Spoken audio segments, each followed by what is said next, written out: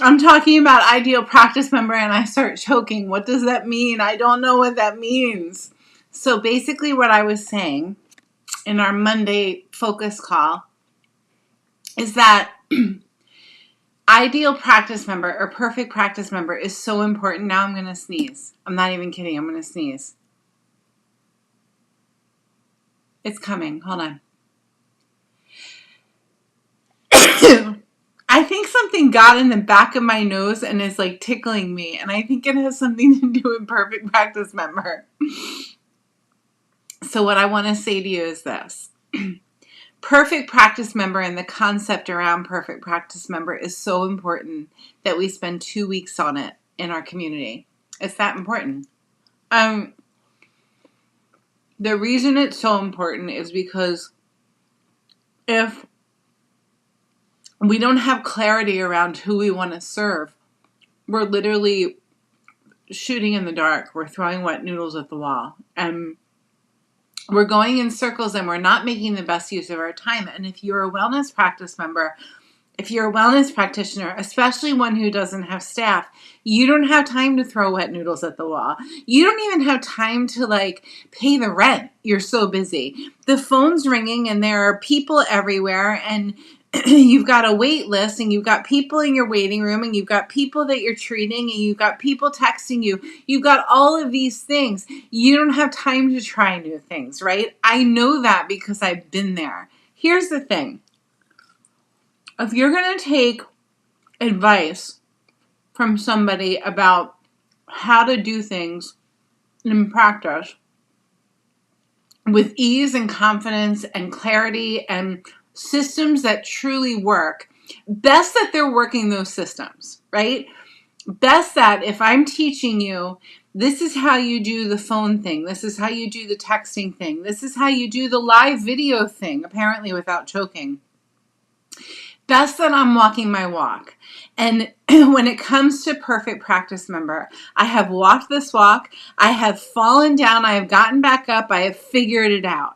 And I'm giving you every tool you need to discover this perfect practice member. Let me just show you what I've got for you guys because it's good stuff. So we start with what's called the rear view. We're looking in the rear view. And you guys, if you want a copy of this, it's below in the description of this video. We're looking in the rear view. We're looking at who we were a few years back because chances are that's your perfect practice member or that's the antithesis of your perfect practice member. So you're asking the questions. You're taking a look back. You're looking in the rear view. Once you're done looking in the rear view, you got your whole storyline. We do the discovery wheel. We do all of these things. The next step is going to be that we're looking at present day. We're looking at today, what are the things that you need to move through the world comfortably and with joy? And how can that information bring you closer to discovering who your perfect practice member is? I promise you guys, this all ties together. Most of the time, all we need is the right questions. We need to either be asked the right questions or to be asking the right questions in order to find what we're looking for. What we are looking for today, this week, last week in the Staffless Practice community is a very clear, very simple discovery of who your perfect practice member is. If you get the link in the description below, you're going to end up grabbing a 2-part series. It's a workshop that will get you closer and closer and closer to knowing your perfect practice member, knowing everything about them. At the end of the workshop, by the time you're done going through the training with me, and it's all pre-recorded, it's really good stuff, you're going to have what's called a perfect practice member statement. Here's mine. I'm just going to take a bite of my asso first. So I don't cough while I'm sharing my perfect practice member with you. All right, here we go. You ready? My perfect practice member is a 30-something mom with the time, energy, and resources to give more and do more for her family. I didn't read that. It's in my heart. My perfect practice member is a 30-something mom with the time, energy, and resources to give more and do more for her family. Do you know why I have it memorized? Let me talk about how I have it memorized, and then let's talk about why I have it memorized. How? I did the research. I hit the ground running when this concept went into my brain that I could serve a specific client base. It doesn't have to be an age. It doesn't have to be a gender. It's just, who are you best at serving? And why not get super clear on them and create a practice for them, right?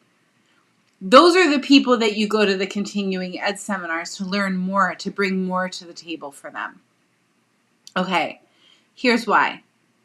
I'm in the supermarket. It's Sunday afternoon. Everybody in my area is getting ready for dinner, especially my perfect practice member, because she's the mom. She probably has 4 kids. She's running around with a chicken, like a chicken with the head cut off.